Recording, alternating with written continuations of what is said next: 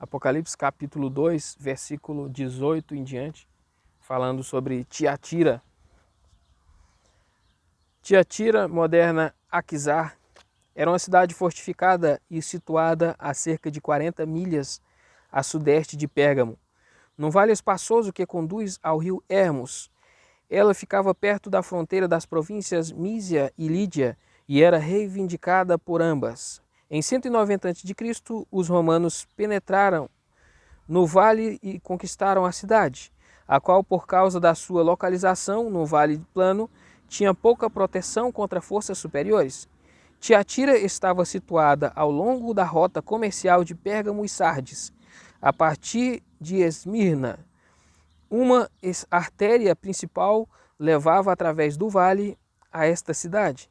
Portanto, a localização de Tiatira ficava junto a maiores rotas, o que estimulava seu crescimento econômico. Além disso, os artesãos locais produziam uma variedade de mercadoria, porquanto eram padeiros, pintores, curtidores, marinheiros, oleiros e obreiros em lã, linho e metal, principalmente cobre, e havia escravos revendedores. Tiatira era um centro industrial controlado por associações, isto é, uniões comerciais. Essas associações prestavam homenagem aos deuses pagãos Apolo e Ártemis, também conhecidos como Tirímenos, e adoravam no santuário de Sabate. Os membros da associação eram obrigados a assistir à festa em honra desses deuses, comer carnes em seus templos e transigir em promiscuidade sexual. O não cumprimento destas regras significava expulsão da união comercial, falta de emprego e pobreza. Os cristãos que se recusassem a honrar deuses pagãos e comer carne sacrificada a um ídolo e a envolver-se em imoralidade sexual, comprometiam suas necessidades materiais. Eram considerados como proscritos da sociedade. Lívia, vendedora de púrpura, era natural de Tiatira, porém havia se mudado para Filipos. Paulo a encontrou em um culto e o Senhor abriu seu coração enquanto ela ouviu o Evangelho. Atos 16:14. Presumimos que ela se tornou temente a Deus em Macedônia e quando Paulo foi a Filipos, ela se converteu à fé cristã. Ao anjo da igreja em Tiatira escreva: estas são as palavras do Filho de Deus, que tem os olhos que são como chama de fogo e cujos pés são como bronze reluzente. A expressão Filho de Deus pode significar que Jesus se dirige aos judeus de Tiatira que rejeitavam sua divindade. Comparar Hebreus 1, 1-3. Ainda que a carta não forneça nenhuma indicação de uma presença judaica nessa cidade, não podemos descartar sua influência. A expressão é também relevante para a sociedade pagã daqueles dias, a qual considerava César e Apolo igualmente como filhos de deuses. Jesus, porém, é um e único Filho de Deus que está acima de todos os demais deuses. Com olhos como chama de fogo, nada lhe escapa, como ele mesmo afirma ser aquele que sonda os corações e mentes. Na presença santa de Jesus, nada pecaminoso pode entrar nem ser escondido. Com seus olhos como chama de fogo, ele dissipa as trevas e queima as impurezas. Jesus se põe de pé na cidade de Tiatira, com pés como bronze reluzente. Essa liga é durável, estável e firme. O brilho do metal chama a atenção, de modo que a população percebe a presença de Jesus como ele fixa residência permanente na cidade. Assim, seus seguidores devem permanecer ali sem receio. Versículo 19. Conheço suas obras, seu amor, sua fé, seu serviço e sua perseverança, e sei que suas últimas obras são maiores do que as primeiras.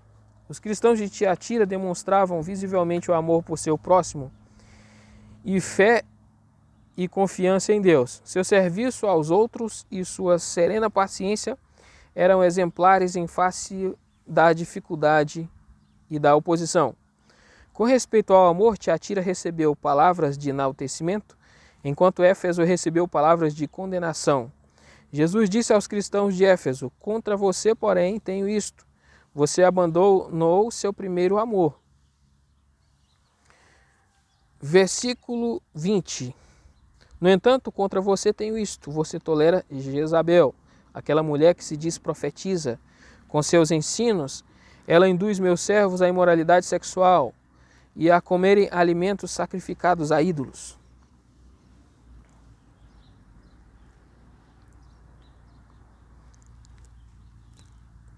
A igreja de Éfeso odiava as obras dos nicolaítas. 2.6. A igreja de Pérgamo permitia que os nicolaítas vivessem em seu meio.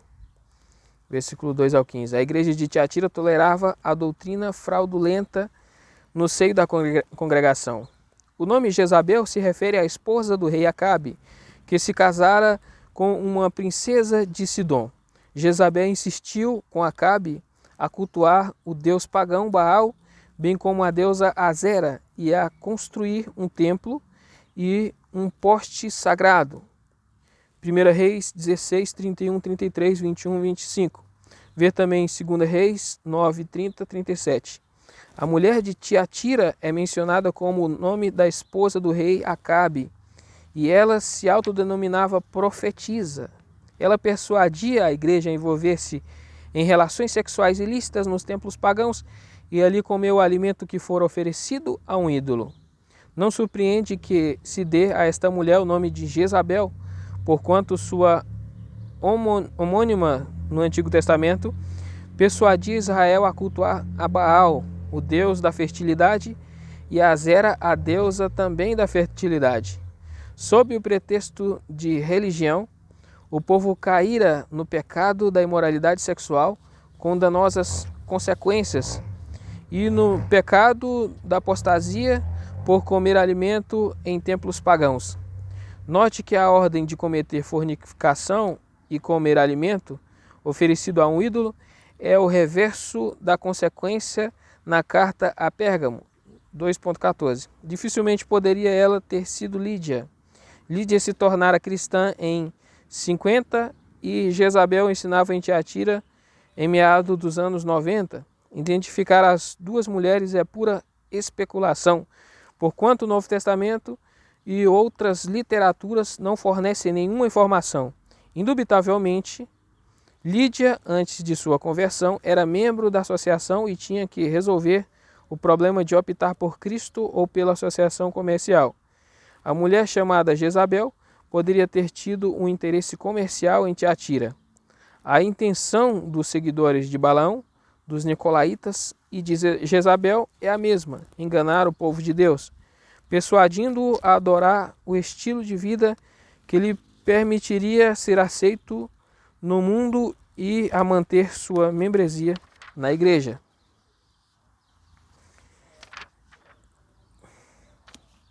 Versículo 21. E lhe dei tempo para que se arrependesse de sua imoralidade sexual, mas ela não quer se arrepender. João, bem que poderia ter sido um dos pastores que se aconselhavam, ele sabia que o Senhor não é lento e concernente às suas promessas, porém exerce paciência. 2 Pedro 3,9. E sempre concede a um pecador conselhos e oportunidade para arrepender-se. Ninguém pode dizer que Deus age precipitadamente. As Escrituras ensinam reiteradamente que Ele é um Deus de misericórdia, que não tem prazer na morte de ninguém. Seu desejo é que as pessoas se arrependam e vivam. Ver Ezequias 18, 30, 32. Quando, porém, o pecador rejeita seus apelos e advertência e escolhe a morte, a mulher chamada Jezabel era um deles. Versículo 22. Por isso vou fazê-la adoecer e trarei grande sofrimento aos que cometem adultério com ela, a não ser que se arrependam das obras que ela pratica. Versículo 23. Matarei os filhos dessa mulher com doença. Então todas as igrejas saberão que eu sou aquele que sonda mentes e corações e retribuirei a cada um de vocês de acordo com suas obras. Eis que lançarei em um leito de sofrimento Lanço os adúlteros em grande tribulação, a menos que se arrependam de seus feitos. Senão matarei seus filhos com doença. A guisa de implicação é um leito para pacientes atingidos por doença em resultado de uma vida licenciosa. A mulher Jezabel estava ajuntando o que semeara, fora lançada num leito de sofrimento que eventualmente a levou à morte. Comparar 1 Coríntios 11, 29 e 30. Entretanto, seus seguidores, que cometeram adultérios e praticavam idolatria em um templo pagão, tiveram tempo para arrepender-se de seus desvios. Se, porém, deixarem de prestar atenção à sua advertência, serão golpeados com enfermidade e morrerão. O paralelismo nesta passagem sugere que interpretemos os termos filhos não literalmente, mas figuradamente, porque os filhos são os seguidores da mulher. Matar com morte como matar com doença. Comparar Ezequiel 33, 27, morrerão de uma praga. O texto grego literalmente tem a redação: ele sonda os rins e os corações, que é um idiomatismo hebraico que sugere em muitas passagens. Por exemplo, Salmo 7, 9, Jeremias 11, 20, 17, 10. O rim e o coração, usados como sinônimos, indicam a esfera mais íntima de uma pessoa que oculta os sentimentos, os pensamentos e a moral de alguém.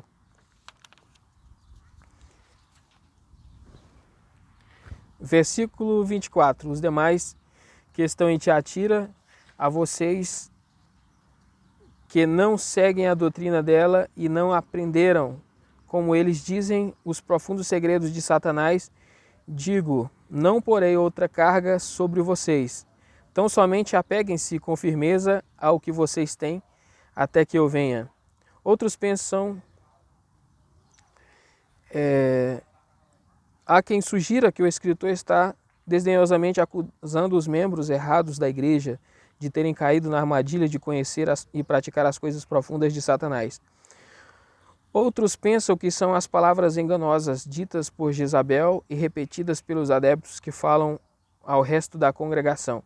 Vocês precisam conhecer as profundezas de Satanás. O mundo pagão naqueles tempos adorava uma serpente como o símbolo de Satanás. Os gnósticos também diziam que conheciam as coisas profundas e eram os iniciados. Esse é o oposto dos ensinos de Paulo, isto é, que o Espírito sonda as coisas profundas de Deus. 1 Coríntios 2,10. Sabendo disso, os cristãos fiéis de Tiatira dificilmente se deixariam seduzir pelo ousado convite para conhecerem as profundezas de Satanás. O decreto apostólico formulado pelo Concílio de Jerusalém estipulava que os cristãos gentios se abstivessem de alimentos sacrificados aos ídolos, do sangue e da carne de animais estrangulados e da imoralidade sexual. Atos 15, 29. Abstinência de alimentos sacrificados aos ídolos e da imoralidade sexual. Berkowitz apresenta uma tradução recomendável desta e da próxima sentença. Não porei sobre vocês nenhuma outra admoestação pesada além dessa. Mantenham firme o que vocês têm e o que eles possuem. A soma total da fé cristã, como depositada nas Sagradas Escrituras, da qual o decreto apostólico era uma parte. Com a inclusão do Apocalipse, essas pessoas receberam o cano completo do Antigo e do Novo Testamento, eram destinatários do texto completo da revelação escrita de Deus. Comparar Romanos 3,2, a promessa até que eu venha aponta para a segunda vinda de Cristo. Versículo 26, a todo aquele que vencer e guardar minhas obras, até o fim darei autoridade sobre as nações, para governá-las com vara de ferro, como vasos de barro que são feitos em pedaços. Dar-lhe autoridade sobre as nações. É só nesta carta e na de Pérgamo que Jesus faz uma promessa dupla, a qual ele introduz com o verbo dar. Ele dá autoridade e a estrela da manhã, versículo 28. A autoridade que Jesus delega aos seus seguidores é a mesma palavra usada por Jesus antes de sua ascensão ao céu. Toda autoridade no céu e na terra me foi dada, Mateus 28, 18. Olhamos para o crescimento da igreja por nosso prisma, pelo prisma da igreja de Tiatira, porém as palavras de Jesus demandavam fé que triunfaria sobre a oposição, engano e tentação. Salmos 2:8. Farei das nações tua herança, dos confins da terra tua possessão. E a citação se deriva do versículo precedente. Salmos 2:9. Tu os governarás com cetro de ferro, tu os quebrarás em pedaços como faz o oleiro. Septuaginta da primeira sentença tem o verbo grego poimanes, o qual João adotou e pode ser traduzido tu pastorearás.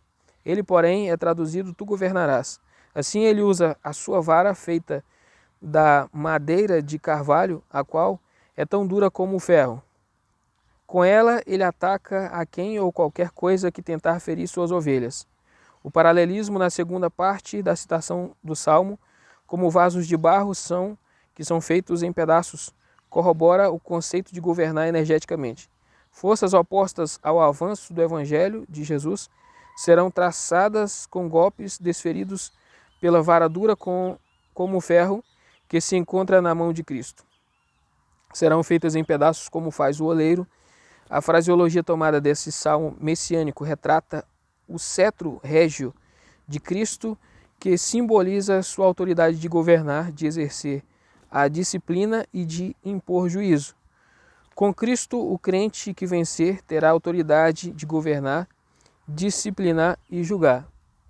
1 Coríntios 6:2. Versículo 28. E como recebi de meu Pai a autoridade, darei ao vencedor a estrela da manhã. Aquele que tem ouvidos, ouça o que o Espírito diz às igrejas. Eu sou a raiz e o descendente de Davi, a brilhante estrela da manhã. 22:16. Como Cristo apresenta essa estrela a seu seguidor fiel? Há uma conexão sutil entre a referência do Salmo 2.8,9 e a alusão a Números 24.17, onde Balaão profetiza: uma estrela sairá de Jacó, um cetro surgirá de Israel. O símbolo do cetro conduziu ao da estrela, pois ambos são símbolos da realeza que o crente partilha. Os santos governam com Cristo e brilham com fulgor como estrelas matutinas. A carta é concluída com a admoestação familiar dirigida a todas as igrejas para que ouçam cuidadosamente a mensagem que o Espírito Santo está transmitindo. Então aqui foi o estudo de Apocalipse capítulo 2. E isso é o que vai ser estudado e deve ser meditado, né? Nessas palavras da explicação do capítulo 22, do capítulo Apocalipse capítulo 2.